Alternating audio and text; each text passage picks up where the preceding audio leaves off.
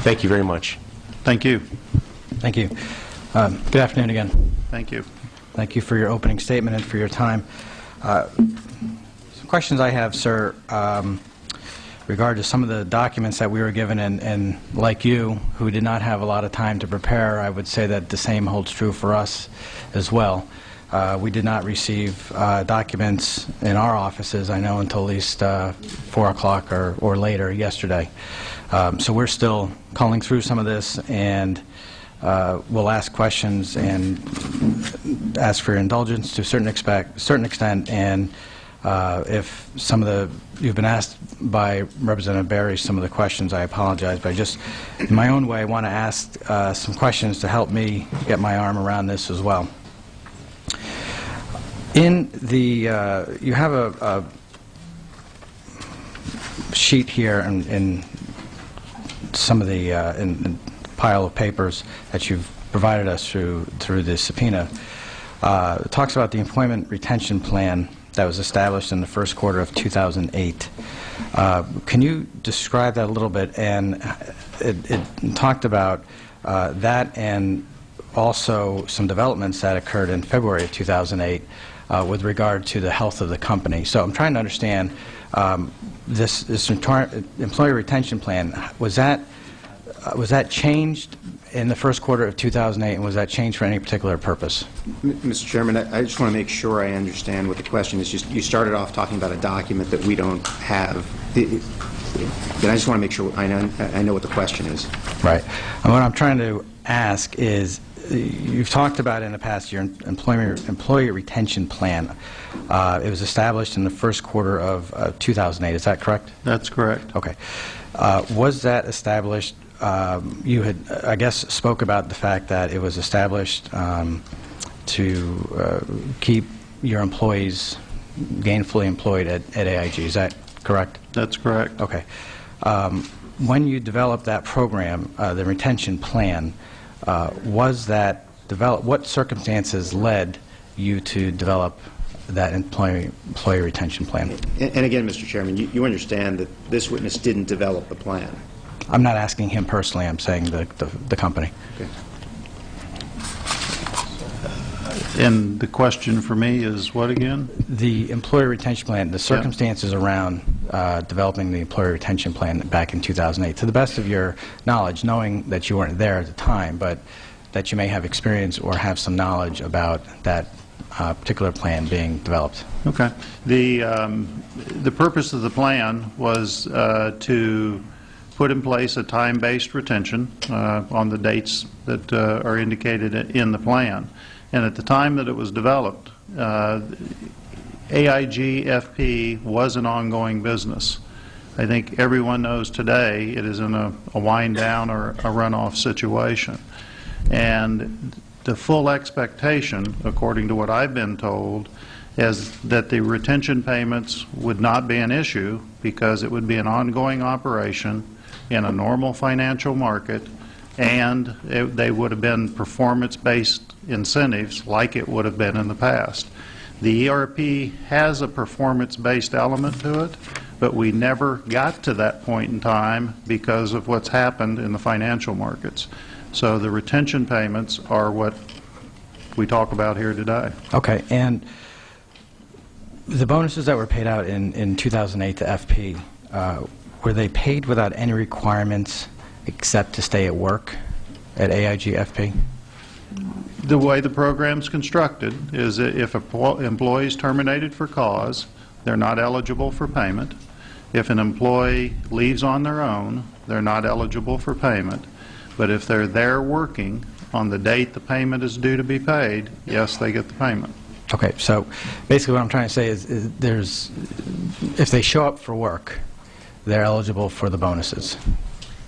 If you want to put it in that term, yes, on that particular date. But yes, I guess is the answer to your question. Okay. So I'm trying to just establish that, you know. Yeah, I'm sorry. I guess what I would say is if an employee merely shows up for work, in most companies, they're not going to be there very long. Right. So there has to be some level of performance, but the payment is made on a certain date. I see. Thank you. And beyond that, bonuses were paid even to employees who had resigned if they were facing material demotion and if employees were terminated for poor performance. Can you speak to that? No one has received a bonus payment under that section of the program. The only payments that have been made is when we've riffed somebody, we've let somebody go as a result of the announced wind down of that business. Okay. You said a RIF? Yeah, reduction in force. I see. Okay. Thank you. In March of 2009, there were 53 employees who had received retention bonuses under the 2008 FP retention plan that were no longer working at AG. And those employees have been paid about $33 million in 2008 retention plan bonuses. Is that true? How many people did you say? 53? That sounds right. Okay. And those employees had not been, in fact, retained in spite of their so-called retention bonuses. So just if you can explain that. When we announced the runoff of the business, the wind down of the business in the September-October period of time, those employees did not have an ongoing job to do, and under the program, if we elect to let somebody go for no good reason, it's not their fault, then yes, they're eligible to receive that retention payment. Okay, thank you. And that, right, and so they were not bonus-based, performance-based, they were just retention because they stayed there for a certain amount of time. I would say they did their job up to the day that we made the decision that we didn't need them any longer. Right. So up to that point in time, I would say, yes, there was some level of performance. Okay.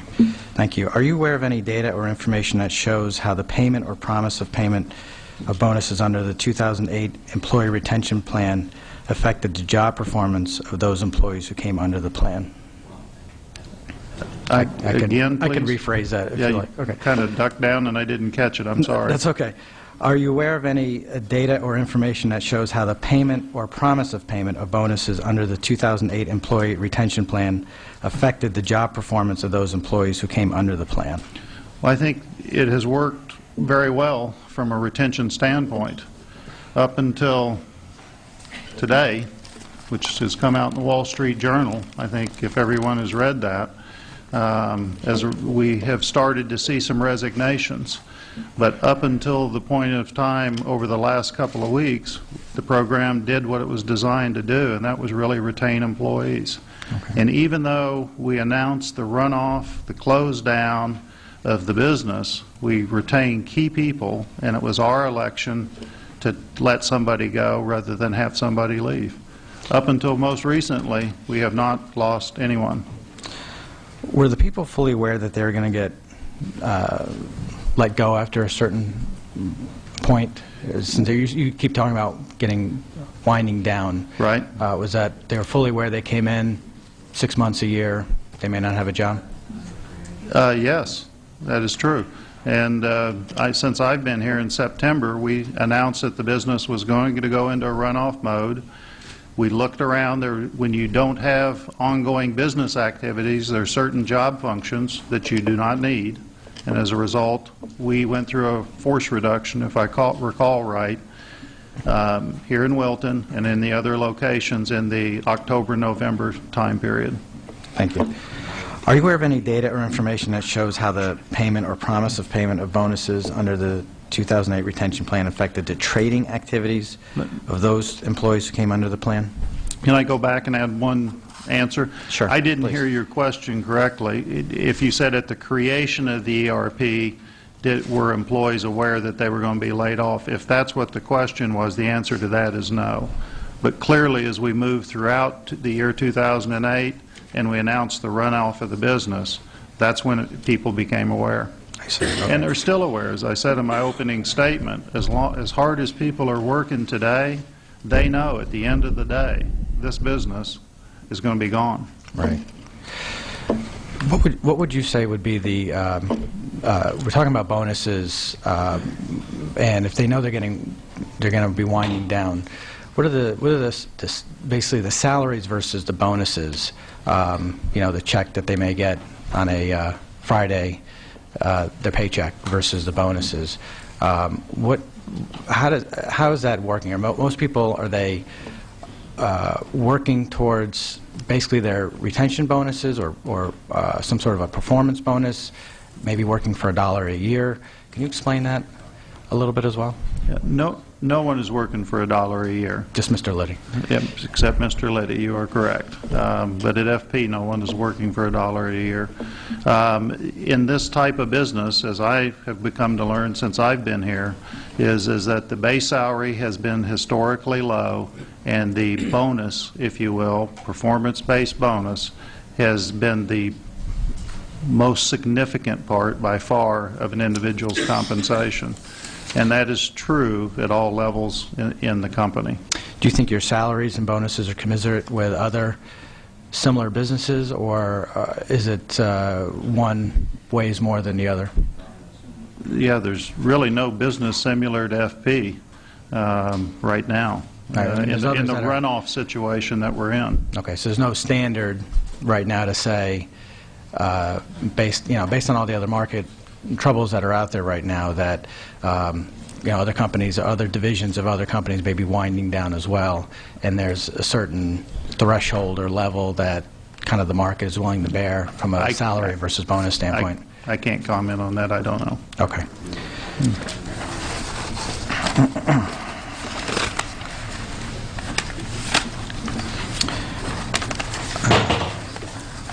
Are you aware, and just kind of on the same point, are you aware that workers in other industries have voluntarily negotiated or accepted major reductions in salary and benefits over the last year? What industries are you referring to? Maybe the same types of industries that AIG is involved with, like similar to FP, I would imagine, or others that have maybe have been received money through TARP. I'm not aware, and in all honesty, I've been so consumed since I've been here with what we're trying to do that I have not had a great deal of time to see what other people are doing right now. Okay. Obviously, okay, few other questions for you, sir.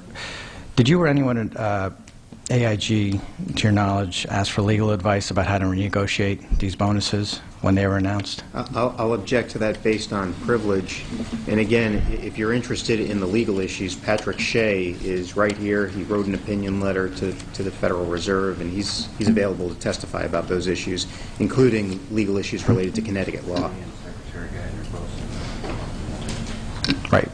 I'm just asking if there was, have he asked for, not what the substance of what he asked for. Again, I'm going to object to that based on privilege. And again, Mr. Shea is here, and he can talk about the legal issues. Okay.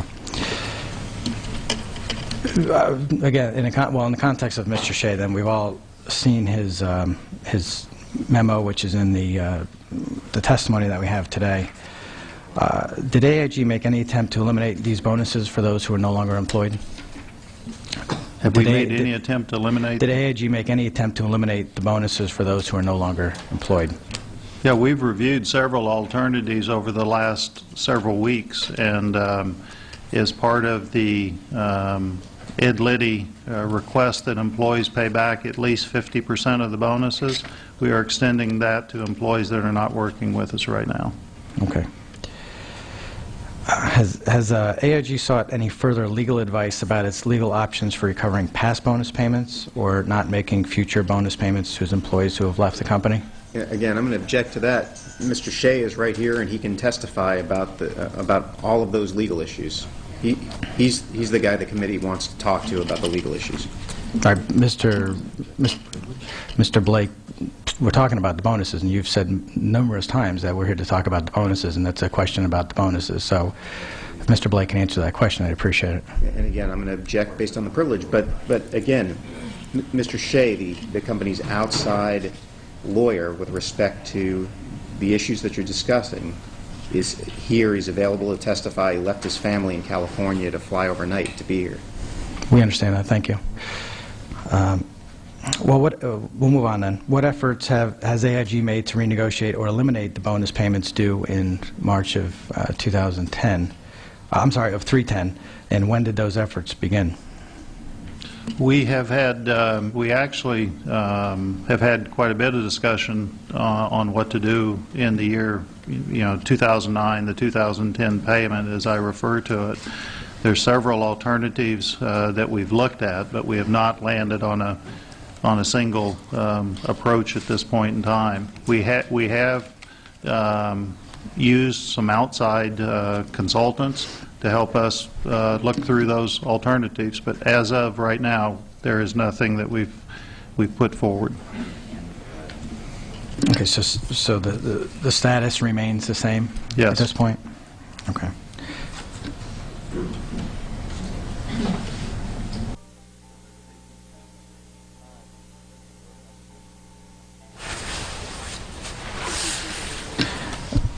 Mr. Blake, can I ask you to look at a document prepared by AIG? It is CTAG 00278, and specifically page 287. Do you have a copy of it? I'm sorry? Do you have a copy of it for us and the members of the committee? The members of the committee have it. I believe it's something that you have provided us. If you have a copy of it, we'll take a look at it. All right.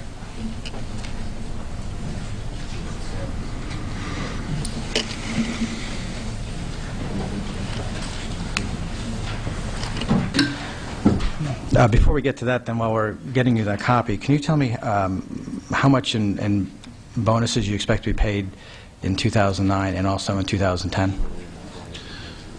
It really is going to depend on whether employees terminate, because I say if employees resign on their own, they're not eligible for payment in the under the ERP program. Like I say, as you can see, we're having several resignations, so that will lower the 2010 payment. Secondly, I think it's public knowledge that Ed Liddy has committed that we will try to reduce the 2010 payment by up to 30%. And that has been in discussions with our new owner, the Fed. Are those solely employee retention plans, bonuses? Yes. At this point? Yes. Okay. Are you... Everything else that FP had, because of the losses and the negative balances that those losses created, is gone. Okay. I guess the one of the issues I'm looking at then is there's some differences between, and we'll get to what I asked you about in a second, the piece of paper, but back in 2007 and 2008, the bonuses you had a piece of it that was deferred compensation, which was unsecured debt, and then in 2008 it all went to the employee retention plan. Just between 2007 and 2008, can you tell me why there was that difference of a piece of basically unsecured debt and the employee retention plan, and then in 2008 it was all employee retention plan? I would have to see what you're looking at. Okay. Do you have this piece of paper? I don't have that number on it. We'll try to get it for you.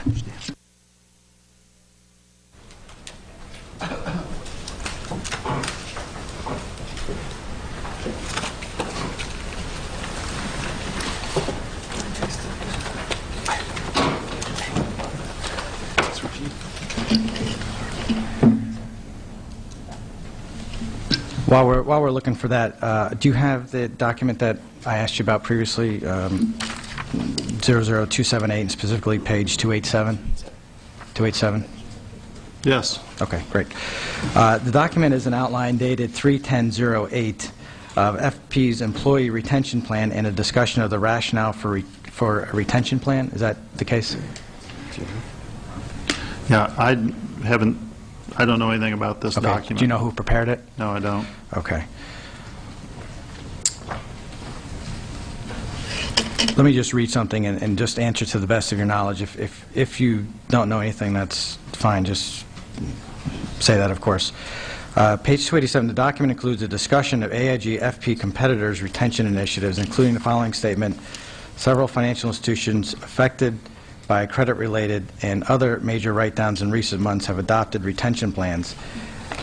These retention plans are designed to ring-fence new revenues that fund bonus payouts from any deduction for structured credit or other losses generated by other business segments. Those sentences I just quoted state that competitors of AIG FP are trying to protect bonuses of employees who work in parts of their businesses that have not suffered huge losses in credit markets from losses of other parts of their businesses that have experienced massive losses.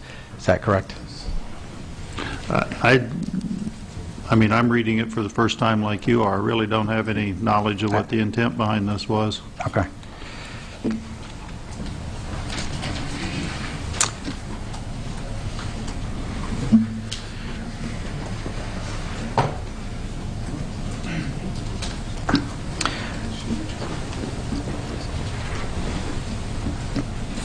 Thank you. I think at the moment I'm going to reserve some time at the end to ask some other questions, but I'm going to now hand it off to our ranking members if they have any questions. Senator Kane, thank you for your testimony, and I'll probably ask you some few questions at the end. Thank you. Thank you.